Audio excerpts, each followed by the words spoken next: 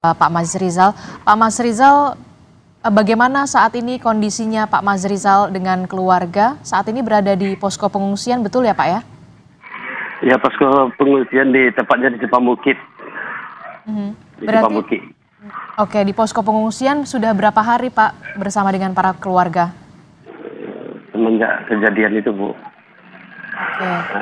Mengungsi dengan siapa saja Pak kalau boleh tahu? Jumlahnya 6 orang, anak 4 sama istri 6 orang berarti ya, sama saya. Jadi dengan anak dan juga istri bersama juga dengan warga lainnya ya Pak ya? Iya betul Bu. Bapak maaf, dalam peristiwa bencana banjir lahar Gunung Merapi pada Sabtu malam yang lalu, adakah rekan ataupun keluarga bahkan tetangga yang kemudian juga menjadi korban meninggal dunia Pak? Kalau untuk saya sekeluarga alhamdulillah sehat-sehat. Untuk satu keluarga selamat ya Pak. Tapi kemudian ada saudara atau sanak keluarga begitu Pak? Ya paling ada tetangga tempat saya tinggal. Ada. Berapa rumah dari Bapak? Tetangga sekitar di seberangan seperti ya Bu. Tangga dekat. Oke, berarti Bapak posisi waktu berada bencana banjir lahar hujan Gunung Merapi itu terjadi hari Sabtu malam ya Pak ya? Sekitar pukul berapa Pak? Boleh diceritakan pada malam hari itu? Iya boleh Bu. Sekitar kurang lebih jam 11 malam. Jam 11 malam? Saat itu Bapak dan keluarga beristirahat atau bagaimana Pak? Boleh diceritakan? Iya Bu, ya boleh. Waktu itu kan saya lagi di rumah.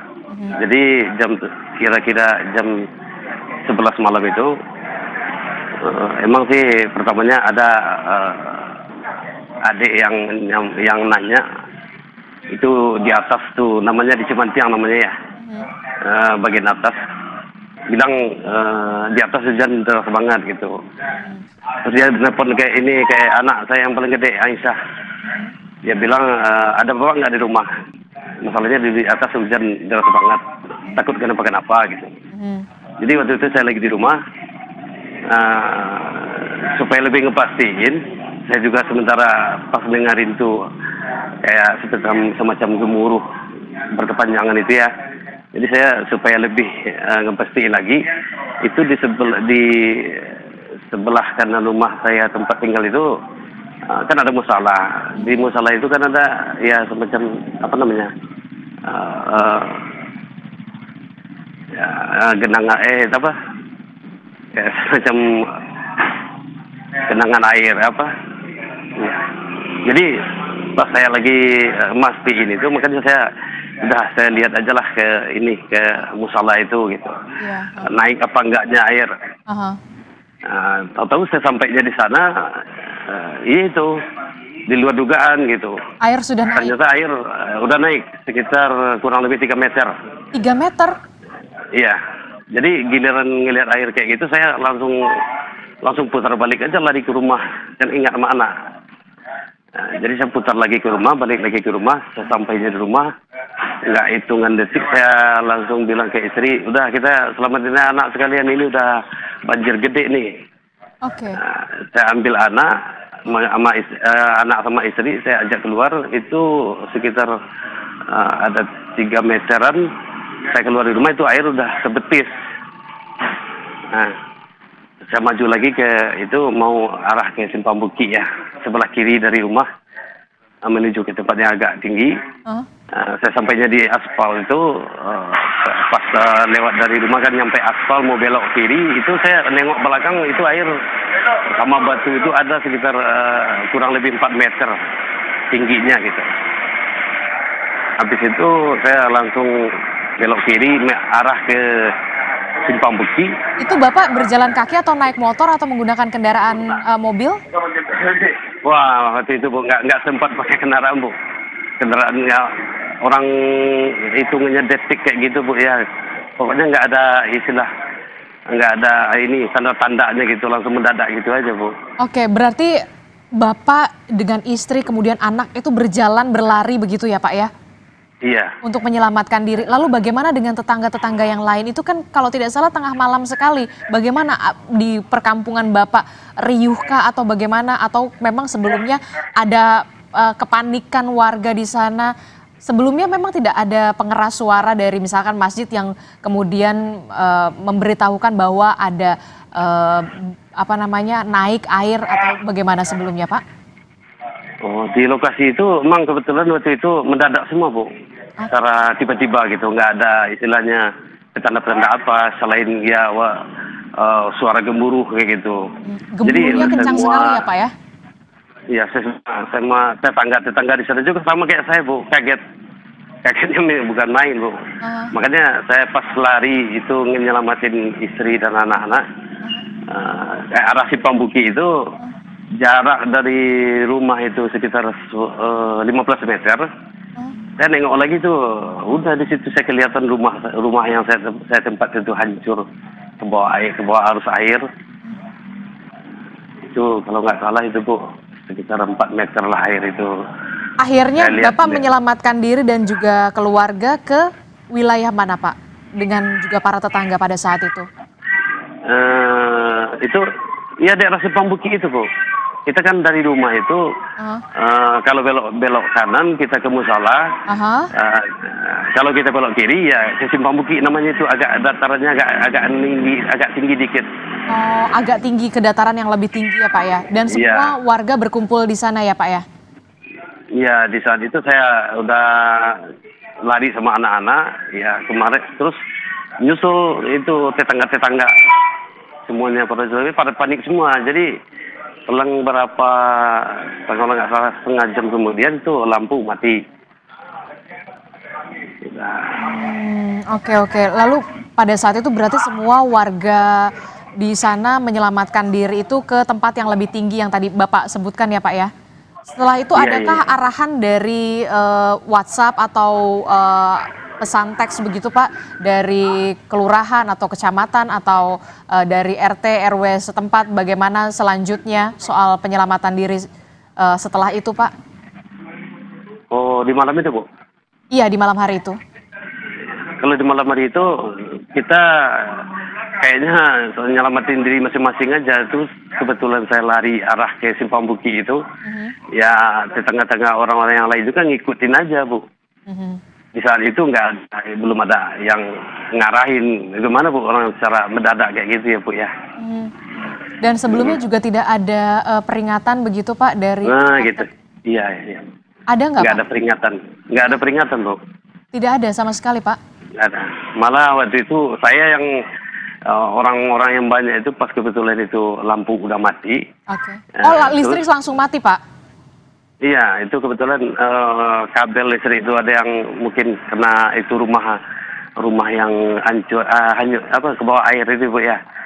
Langsung mati, konslet dari sekolah SD yang tempat saya sekarang ngungsi itu, Bu, diungsiin. Itu malahan ibu-ibu yang semua itu pada nanya ke saya, kita mau lari kemana ini, Pak? Lari kemana? Ya udah saya ajak itu lari lewat lagi di depan Simpang Bukit, lurus itu arah dekat SD itu. Senyampe di sana ya udah saya diam aja di sana. Bilang kayak ibu-ibu bapak itu kita diam di sini aja udah. Gitu. Karena Anda merasa disitulah tempat yang paling aman begitu saat itu ya, Pak ya? Iya Bu ya. Kemudian ketika semua berkumpul, ada beberapa tetangga yang juga masih belum bisa berkumpul dan kemudian masih dicari, masih hilang begitu, Pak, informasinya? Kalau itu Bu, yang bagian saya itu kan sebelah kiri dari ke tempat kejadian tuh, Bu. Terus yang sebelah kanan seberang jembatan itu beda lagi, Bu. Nggak bisa lewat ya ke arah saya itu, Bu. Masalahnya kan terhalang dengan jembatan itu, Bu. Dan jembatannya kondisinya saat ini? Jadi posisinya saya kan di jembatan itu jatuhnya sebelah kiri. Jadi sebelah kanan jembatan ya orang pada di sana, Bu, nggak bisa nyebrang lagi udah. Jadi kalau yang di tempat saya itu sekitar malam itu kurang lebih ya Bu, 50 orang atau 40 orang lah, Bu. Oke, jadi di, di kira-kira dalam gitu. rombongan Bapak itu sekitar ada 40 sampai 50 orang ya Pak ya yang menyelamatkan diri. Iya iya Bu ya. Baru setelah pagi atau menjelang pagi baru ada bantuan atau seperti apa Pak? Enggak Bu, malam itu sekitar kalau nggak salah Bu ya jam 12, ya sejam kemudian saya mikir mau cari tempat yang aman di mana gitu kan. Ya. Ya udah, karena sebelumnya ini kan udah kejadian yang ketiga kali nih. Dari pertama dulu 4 hari menjelang Lebaran, terus yang kedua naik lagi, yang sekarang udah yang ketiga nih. Jadi saya mikir dulu pengalaman yang pertama dulu, kita kan diungsiin ke SD ini, sekolah SD. Oke, sekolah SD. Jadi saya kepikir lagi kemarin, ya udah lebih aman lagi supaya nggak panik. Saya coba ke SD dulu sendiri gitu, ngepastiin. Setelah saya buka pintu SD lokal yang ada kosong, ya baru saya kasih kabar lagi, balik lagi ke sana ngasih tahu ke warga yang ngumpul sama saya di sana. Ya udah kita ngunci aja lah, amanin diri aja ke sekolah, mudah-mudahan nggak apa-apa gitu. Oke, baru langsung mengungsi ke bangunan sekolah dasar di tempat yang saat ini Bapak bersama dengan warga lainnya berarti ya Pak ya? Iya iya Bu, iya iya. Keesokan harinya barukah kemudian ada petugas yang datang baik itu dari TNI ataupun dari PPPD atau dari Pemkab setempat Pak? Iya Bu, di waktu kita udah nyampe di SD itu bapak-bapak itu semua bapak-bapak petugas itu memang udah pada datang semua Bu. Pas kita giliran nyampe di SD itu. Berarti kondisi kondisi rumah Bapak dan juga warga yang lain, tetangga-tetangga Bapak juga berarti hancur ya Pak ya? Ya hancur semua Bu. Yang selamat alhamdulillah yang selamat saya, istri dan anak-anak. Semuanya nggak ada yang bisa dikeluarin. Tidak ada yang dibawa satupun ya Pak, hanya menyelamatkan nyawa keluarga berarti betul ya Pak ya? Nah, nggak ada Bu. Masalahnya kan seperti saya bilang tadi Bu, itu secara dadakan mendadak gitu aja Bu. Dan dalam hitungan detik ya Pak ya? Iya Bu. Dan dalam hitungan detik ya Pak ya? Ya boleh diulang Bu. Berarti itu dalam hitungan detik saja ya Pak kejadian? Iya Bu ya. Andai kata ada kita telat dikit itu kayaknya habis semuanya udah Bu. Nggak ada yang salah.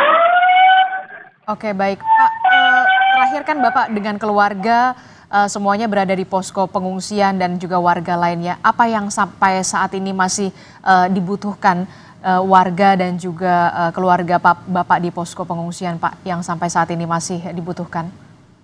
Oh iya Bu, kalau yang jelas Bu semenjak kita di pengungsian ini, alhamdulillah Bu kalau untuk kebutuhan makan pokok kita semua, alhamdulillah cukup Bu. Pasokan air bersih? Cukup Bu, cukup, alhamdulillah. Untuk kebutuhan lansia dan juga anak-anak serta ibu hamil bahkan atau ada posko kesehatan juga Pak di sana Pak? Ada Bu, ada Bu. Ada, oke. Iya. Berarti semuanya terpenuhi ya Pak ya. Kalau tadi saya mendengar kembali Pak, rumah Bapak hancur, tetangga juga rumah warga juga semuanya hancur. Apa yang kira-kira ingin disampaikan kepada pemerintah? Mungkin saja pemerintah saat ini tengah menonton atau menyaksikan Bapak. Apakah Bapak ingin kemudian rumah itu dibangun kembali ataukah kemudian direlokasi ke tempat yang lebih aman, Bapak? Ya, kalau mungkin saya mewakili semua ya Bu ya. Tapi yang jelas sekarang yang di saya sendiri, kalau udah kondisinya kayak begini ya jelas saya Bu. Kalau kita kayaknya mau bangun rumah di sini lagi dengan kondisi zona merah kayak gini kan otomatis itu kayak sekarang tuh seperti anak-anak, ibu-ibu atau semua lah pokoknya termasuk saya juga kan jelas lah Bu agak trauma gitu Bu ya. Pasti. Kalau bisa apalagi di sini kita di sekolah ini nanti kan giliran itu anak-anak udah pada sekolah, habis itu kita mau kemanain gitu Bu. Sementara rumah ada yang seperti ini yang pengungsi itu pada rata-rata semua rumah nggak ada yang bisa ditempatin gitu Bu. Jadi Jadi kalau warga harapan saya Bu, kalau bisa minta tolong nanti tolong tempat tinggi saya di mana gitu Bu. Itu yang kami harapkan sekarang itu setelah kita selesai ngungsi di sini, kita mau kemana gitu Bu. Oke. Itulah yang saya mohon ini Bu, di apa, ditempatkan kita kemana mestinya gitu Bu. Oke, jadi Bapak Mas Rizal ini karena memang trauma sekali berada di zona berbahaya begitu, di wilayah yang berbahaya, berarti bersedia untuk direlokasi dan direlokasi ke tempat yang lebih aman begitu ya Pak ya? Karena memang betul. Rumah Bapak dan juga rumah warga lainnya juga sudah hancur semua ya Pak ya? Iya Bu. Oke, baik. Kami turut berduka dan turut prihatin pastinya dengan apa yang menimpa Bapak dan juga warga lainnya. Tetap kuat Pak, tetap tabah. Kita mendoakan supaya ada solusi dari pemerintah yang tepat begitu. Salah satunya mungkin relokasi ke tempat yang lebih aman pastinya. Terima kasih Bapak telah bergabung bersama kami bercerita bagaimana peristiwa banjir lahar hujan Gunung Merapi ini